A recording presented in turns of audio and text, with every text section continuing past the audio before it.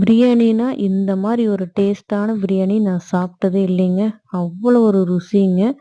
ஆமாங்க. வருஷம் பூரா விளையக்கூடிய ஒரு அவரை வகைனா, நம்ம நாட்டு காய்கறியான கொத்தவரைங்க. இந்த கொத்தவரை வச்சு தான் நான் பிரியாணி செஞ்சிருந்தேன்.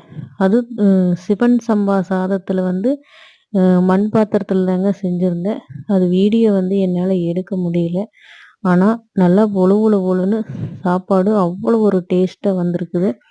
கண்டிப்பா நீங்களும் எல்லாரும் கேரட், பீன்ஸ், இங்கிலீஷ் காய்கறிகள தவிர்த்து, நம்ம நாட்டு காய்கறியான இந்த கொத்தவரைய வச்சு நீங்க பிரியாணி ரெசிபி செஞ்சு பாருங்க.